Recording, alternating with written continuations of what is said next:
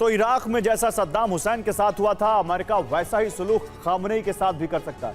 Trump ने Iran को आखिरी चेतावनी दे दी है। इजरायल और सऊदी अरब के कमांडर्स के साथ अमेरिका में बैठक हो रही है। अमेरिकी बेस से कई विमान ईरान की तरफ रवाना कर दिए गए। जल्द एक और एयरक्राफ्ट कैरियर भी ईरान के करीब पहुंचने वाला है। ट्रंप चाहते हैं कि ईरान पर ऐसा हमला हो कि ईरान पलटवार की स्थिति में ना हो। चंद मिनटों में ईरान को घुटने पर लाने के लिए अमेरिका 20,000 सैनिकों के साथ हमले की रणनीति बना रहा है। ट्रंप ईरान को सिर्फ 24 घंटे की मोहलत देंगे। समझौते के लिए ईरान को सिर्फ एक मौका देंगे। ईरान को झुकने के लिए एक दिन का वक्त मिलेगा।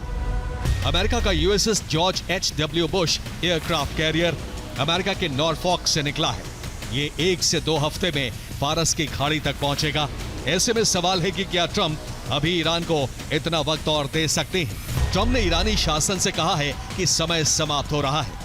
उन्होंने कहा कि यदि कोई समझौता नहीं हुआ तो अगला हमला ऑपरेशन मिडनाइट हैमर से भी बदतर होगा।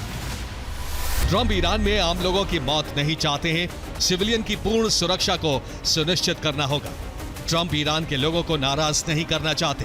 अमेरिका ईरान की सरकार में बड़े पदों पर बैठे नेताओं को टारगेट कर सकता है। प्रदर्शनकारियों पर गोली चलाने का आदेश देने वाले ईरान की सेना के टॉप कमांडर्स को निशाना बनाया जा सकता है। बमबारी से ईरान की परमाणु साइट्स को नष्ट किया जा सकता है। ईरान की सरकार से जुड़ी इमारतों को भी खंडहर बनाया जा सकता है।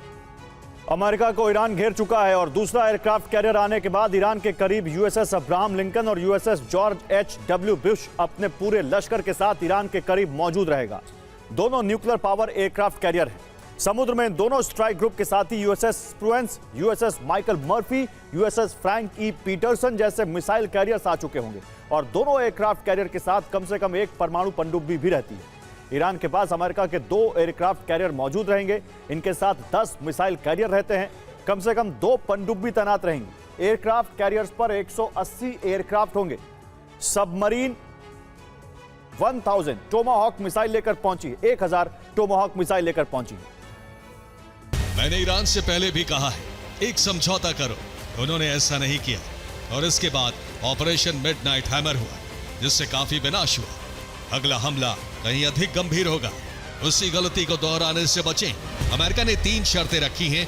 पहली ये कि ईरान में यूरेनियम के सभी संवर्धन को हमेशा के लिए बंद किया जाएगा।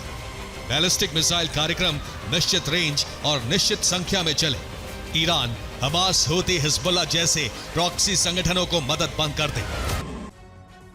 और ईरान के करीब इराक में अमेरिका का अल असद एयरबेस है। सीरिया में अल तन्फ गैरिसन एयरबेस है। कुवैत में अली अल सलेम एयरबेस है। यही यूएस नेवी फ्लीट भी तैनात है। कतर में अल उदैद एयरबेस है। यूएई अल दाफरा एयरबेस है यूएई में। और इन तमाम एयरबेस पर करीब 482 एयरक्राफ्ट तैनात हो चुके हैं। कुल विमानों में 418 फाइटर जेट तैनात किए गए हैं, जबकि 57 एयर रिफ्यूलिंग टैंकर लाए गए हैं जो विमानों में हवा में तेल भर सकते हैं। विमानों में 53 लाख पाउंड तेल को स्टोर करके रखा गया है। ईरान के बेहद करीब ओमान की खाड़ी में अमेरिका का aircraft carrier USS Abraham Lincoln तैनात है।